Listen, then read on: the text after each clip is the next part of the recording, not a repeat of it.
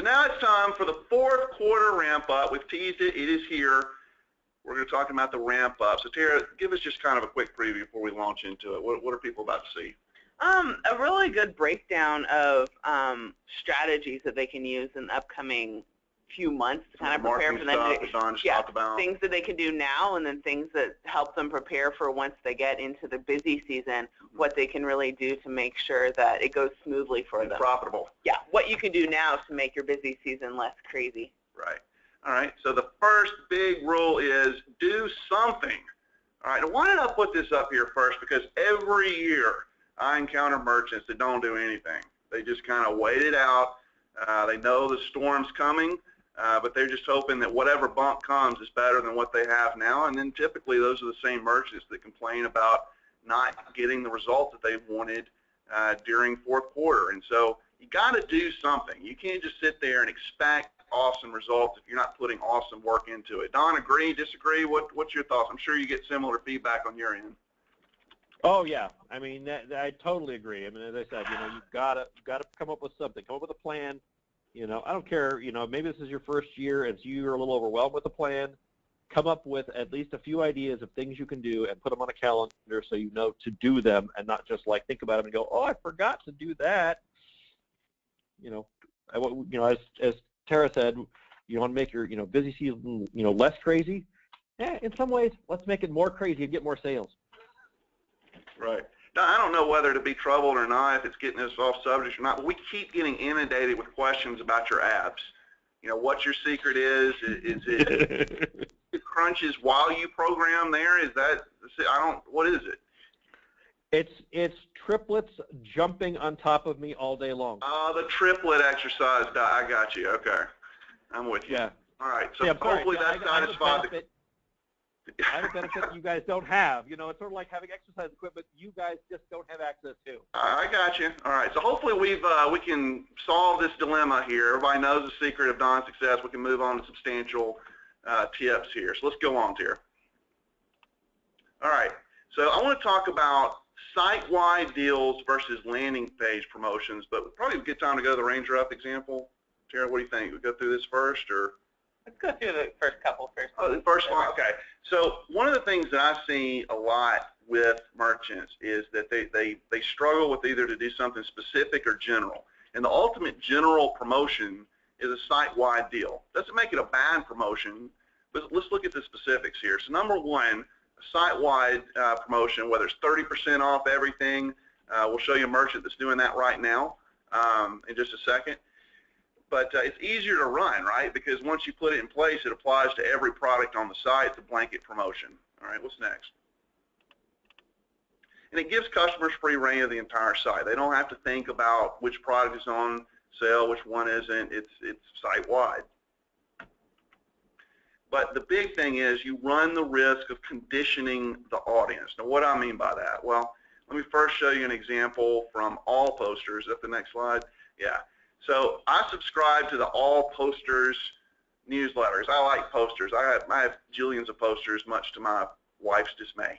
But on July 13th, I got this newsletter, and it says 40% off site-wide in July 27th, roughly 10 days after that. Again, 40% off site-wide. And if you subscribe to their newsletter for any length of time, this is a regular deal, right? And so what I mean by conditioning is it conditions customers to not really take any discounts seriously that are less than 40%, because down the line something is coming along to offer you 40% off site-wide, and with All Posters, it happens very quickly. And so you got to be careful when to use that bullet, so to speak. If you're putting something site-wide, just be careful how you trot that out, and don't condition your customers to wait too long for the deals. I think that you have to really keep customers on the toes, get creative about the deals, about the specials that you're offering, so that they maintain interest. What do you think? Your thoughts, JT? You agree? What do you think? Yeah, I'd agree too. To me, even the same way on some newsletters, like it's the same promotion over and over. So it's like, to me, it doesn't provide a sense of urgency, because if it's a repeated thing that I know that's coming up, I'll just wait till the next time it comes along. So I like to see the random, be able to advertise a particular section that's more percentage off, because I'm going to more likely jump to that section, go ahead and get something there, because I don't know when that's coming back around. Right.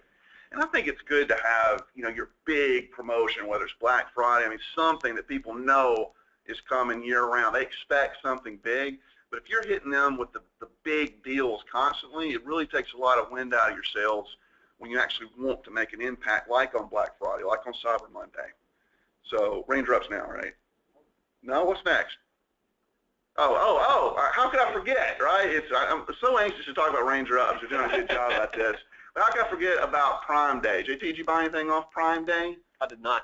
How about you, Tara? I'm not going to lie. I checked it a few times throughout the day. Weird deals. Like I've seen the first thing I see is like 40% off granny pants. I was a little disappointed as an avid Amazon Black Friday shopper. I was very underwhelmed. Okay.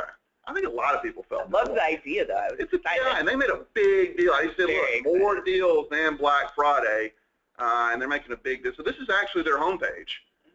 You come in here and they have a lot of fanfare. These little box creatures are shooting confetti and all these different deals. Don, did you shop Prime Day? Did it work on you? I looked, but yeah, I found a lot of deals on a lot of things I don't want. Yeah. Yeah, same here. More is not better. Okay, but the point I want to make. A lot of stuff that doesn't sell. No granny panties for Don there, but the big, thank God. But the big deal here with this homepage is that they are making a big deal out of it, right? There's fanfare with it, and I want to encourage any merchant that's looking at this or in thinking about your promotions. You can do this kind of stuff. I mean, you may not execute it the same way that Amazon's doing here, but JT, from a design perspective, this is not that big of a deal, right? I mean, you can do this kind of quality better than this even for your promotions. And I think that the reason why I want that to resonate with you guys is that when you put craptacular newsletters out there and the quality is not great, then, it's in the same inbox, right? It's paired right alongside big brand newsletters, all of their promotions.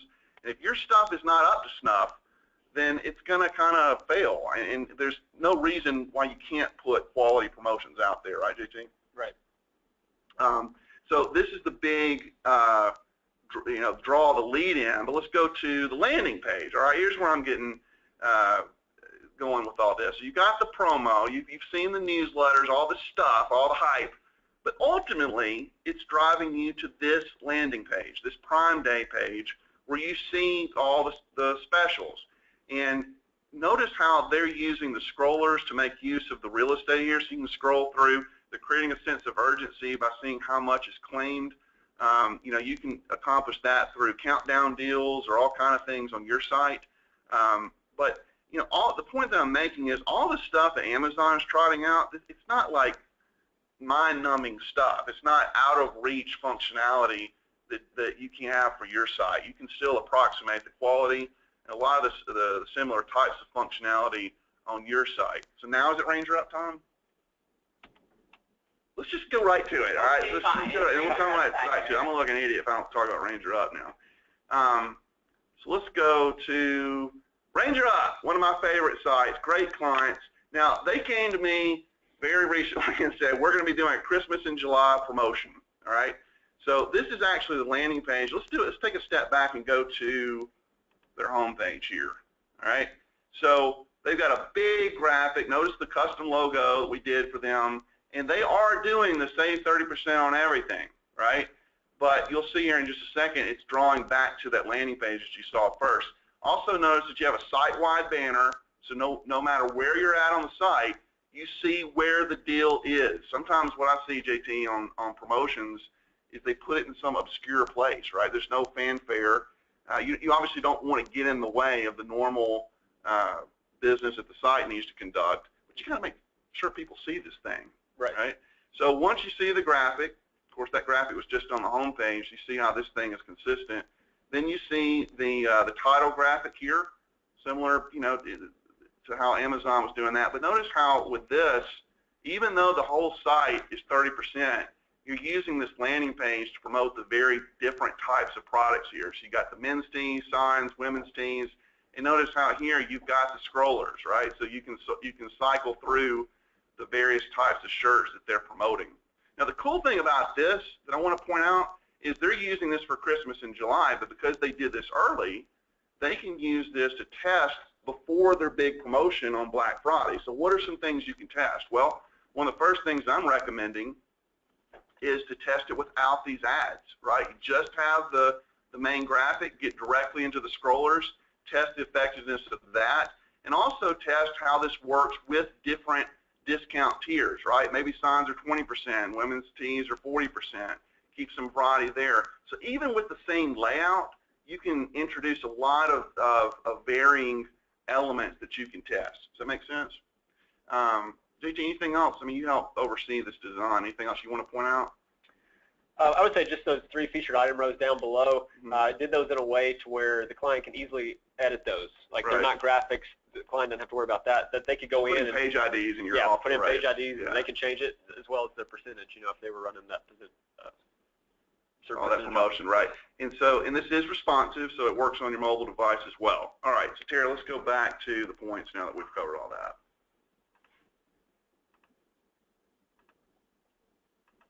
All right, so as you can tell, when you have a landing page, it requires more strategy. I mean, it takes some work to maintain this sucker. You don't just put a 30% off and call it a day. For the landing page to really work, it requires some work. So the next point is it channels customers into a specific area of interest. And let's go ahead with the third point because that ties, okay. So it ties in better with your off-site promotions. So if you have a newsletter, if you have social media, if you have some of your ads out there, you can promote that specific landing page. It's what the big boys do, it's what the big brands do for their promotions. In my opinion, there's no reason for you not to do that. And so I think I'm a big proponent of landing pages for the reasons that I'm pointing out. Okay, let's go on to this is the newsletter, right? So we gave the collateral here. Everybody's getting on the bandwagon of trying to be like Don, flex their muscles. So they have this tattooed guy with the promotion there. Don, do you think we could do that for the next EY Live webinar ad? Can you pose something like that? What do you think? Oh, sure. You know, I don't know if I want to show all my tats, but you know. Yeah, that's covering up with the Santa jacket. Note to self, JT, on that. All right, so next one is, here's some landing page critical must-haves. We talked about the site-wide ad. You got to have that. You got to have a homepage ad. And you have to have consistent branding throughout. Now, that third one is a big deal, right, JT? Because we've seen some wonky inconsistency on a lot of the holiday promotions, and you definitely want to cut that out. And also explain what the deal is and how long it runs. Create the urgency to get people to take advantage of that deal right now. Okay, and also have the graphic ads that promote specific sale pages, just like you saw on the Ranger Up page. But again, that's something you want to test. That's not something that you have to do, but it's a good element to test. And also look at scrollers versus a regular list to take advantage of that real estate. And think about countdown clocks to increase that urgency. All right. So a lot of people are asking about the landing page. We actually have a holiday promotion right now. Don and I are both doing this. And start at 9:50. We'll talk about that some more in the back end of the webinar. But if you're interested, put bundle in the comments. We'll get you some feedback on that. Okay. Now, Don, talk about site performance here. So somebody may or may not be redesigning, but there's some things that you can do with or without that. So hit that a little bit, Don. Yeah, I mean, obviously, you know, even if you're not redesigning your site, you can look through, you know, what you've got on your site currently. I would honestly try like every feature you've got, honestly, to make sure it's all working. But you can go through and make it a better experience for them to get from point A to point B and to get through and purchase. You know, I've seen a lot of sites where they have a lot of things that they at some point thought, this was a really cool feature, we'll throw this in. This is a really cool feature, we'll throw this in. And all these features and these things make it so it's no longer a clean process to just, I want to find something, I want to look at it, I want to buy it. And, you know, so find a way to look at it and make that simpler process from end to end. Once again, the goal is the sale. The goal is not to be the coolest thing on the block. Sometimes that's needed, but look at really close as to what's going to make it so I can do as few clicks as possible to go and buy that item. And so that's what it boils down to. I mean, it's not rocket science, but sometimes when you've had a site for a long time, you don't think out of the box as to how we could simplify it. And so that's why you have to sort of take a fresh perspective at it. Kind of simple. All right, so move that next slide there. Okay, and test your cart from end to end. I mean, that's critical. I mean, we really encourage you guys to make sample purchases on your site, see how it functions. Do that regularly. Test for coupons. Make sure the deals are set up, because you don't want to be, caught red-handed if you've set up something incorrectly. You got a big deal coming out, and it doesn't work well on your site. So you got to test that. Test your site speed. One of the things Don and I can tell you that we see so often when you've got a ton of third-party services is sometimes they don't work well together. You got to make sure that it's not bogging down your site. Don, you want to speak any more to that? Is that enough said there? What do you think? Yeah, I get a lot of that. We do a lot of stuff looking at speed of sites, and most of the time, the biggest thing we have a hardest time impacting is when you use a lot of third-party services. Now, some of them are needed, but I've seen a lot of cases where someone uses a service and they stop using the service, but they don't take the code out of their site. So now you're loading, 30 different third-party services, but you're only using 5. So just looking at what have you got loaded and going, and if you don't know, ask someone at UI, drop me an email, whatever. We can look and say, look, here's some third-party services you're using. Are you really still using them? If not, get them out. Yeah, and a lot of merchants just kind of forget that it's there, and the back end of their store just becomes a hornet's nest of development. You got to clean that stuff up, just in the notion of simplification. Think about your back end. Plan your promotions for both items and sections and discounts. So you may have new products that you're launching during the holiday season. Create some fanfare about that. Maybe individual items or sections, but think about how your discount strategy will play into that, if there is one. And make sure they'll resonate, like I was saying about the all posters. I mean, if you do the same type of promotion, that's going to start to dilute how it resonates with your customer. And obviously has to make you an extra profit. If you become discount happy, I think Steve was talking about this a while ago, it's kind of a race to the bottom. And so you can certainly create a lot of hype around the sales, around the specials, but you don't want to do anything to damage your brand, and you certainly don't want to damage your bottom line. If you have blog posts, you want to plan those in advance. Make sure you schedule those. Now, email, we've talked about this a little bit already, but email is huge. And one of the mistakes that I see so often, JT, is that people wait to the very last minute to think about how they want to schedule it, what the promotions even are, as we've talked about. Here's an example of what we've done with Styling Online. You can see how even the 3-day sale, we specify how long it is, what the discount tier is. We talk about, if it's I like the last day for priority shipping, so that you're creating some urgency. If you want this to get it by Christmas, you've got to get it today. Any thoughts on the newsletters, JT? I think, yeah, the main thing, like you said, just to promote that urgency, how long is it going to run for and what kind of discount I can expect. Okay. So make sure the creative is ready. Again, you don't want to scramble. You make sure all that stuff is designed in advance so that you're not having to hustle there. And a calendar helps. I think anytime a merchant can roll out a calendar that says, listen, this part is due here. I need to get this newsletter out here. Doing all that in advance and working by calendar is one of the best things you can do.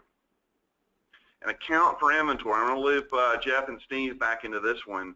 But you got to make sure that if people want your stuff, that you can get it to them. And obviously, stuff happens, and you have to kind of scramble. But Jeff, you and Steve have been through the rush. How do you kind of manage your inventory? What types of strategic decisions do you make in advance before you get into that?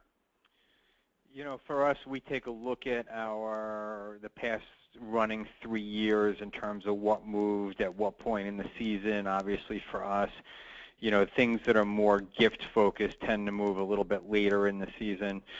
We've also typically get some business from companies and commercial clients who are looking to spend out budgets at the end of the year, that kind of thing. But we take, 3-4 year moving average. We look at what the spring and the summer brought, and we try to make some educated guesses. I will say that our tendency is to overbuy rather than underbuy. There'll always be a market for the stuff we're buying. We don't worry about getting stuck with it. We certainly got enough warehouse space, but I think increasingly as the world moves into manufacturers who say I can ship on demand, that might be true in August. It's not necessarily true in November or December. And so we're pretty aggressive about, buying up as much product as we can, particularly if we perceive something in the marketplace that might contribute to the popularity of that product. And we've got no reluctance to just, buy all day. And that process, by the way, doesn't start in October or November. It's already started now. So as we're purchasing product on a regular basis, whereas we might buy a gross of a product for the next month, we're actually buying twice that amount and beginning to really bulk up and get the product in, so that you're not buying huge shipments in October and November and completely sapping your warehouse staff. It's a process that needs to happen from here on. And look, and I think that's the current theme here. We're working on our holiday emails right now this week, and we're thinking about inventory right now this week, and you take so much of the headache away from this if you plan out some of this earlier in the game. See, that's what I'm talking about. I mean, the idea of to some merchants of planning out email newsletters for holiday in July is kind of ridiculous. But I really commend you for doing that, Jeff, for really getting on top of that and planning that out in advance. What about you, Steve? I know you were talking about it's sometimes hard to know exactly what is going to be popular. It's hard to properly account for inventory when you don't know exactly what's going to be hot during the Christmas rush, right? Absolutely. I mean, we have the 80-20 rule. We have software in place that predicts what we're going to need for the next 30 days and gives our buyer a daily email with a report of what we're going to need, what we don't have enough for the next 30 days. As we head to the holiday season, unlike Jeff, we can't really pre-stock that early. But starting in late August, we start ordering for Q4 and for the Christmas season. One of the things that's difficult for us is you never know what's going to be the hit. Some stuff launches, especially on that fourth quarter. The manufacturers do that on purpose, and something could be great, something could be a flop. A couple of years ago, Justin Bieber was great. Guess what? Not anymore. Wonderstruck, has been a great seller. Celebrity fragrances have been great last 3 or 5 years, but they're on the way down. What's going to be the hit this year? We don't know. But that's something on the buying side, the buyer needs to have his pulse on the industry and be prepared. But for the 80% of the product that are your classics, the Obsession, the White Diamonds, the Passions, people that reorder the same thing that for grandma, grandpa, for mom, whatever. Those type of products, we start ordering in late August. We have a very good predictive idea of what we're going to need, and we're about 80% right, which I don't think you can get better than that. That's awesome. Okay, so let's move on to implementing cart abandonment and recovery strategy. So this happens a lot during the holidays, is that there's a lot of people shopping different sites, and so there's a lot of cart abandonment. But if you have a good strategy for that and to recover that, can really help you. So this is an example of SkinCeuticals of falling back to say, hey, you got something in your cart, you can get complimentary shipping by just simply entering cart, and we'll get you guys back and happy there. So Don, you want to speak about real quick about this out of stock notification, anything here?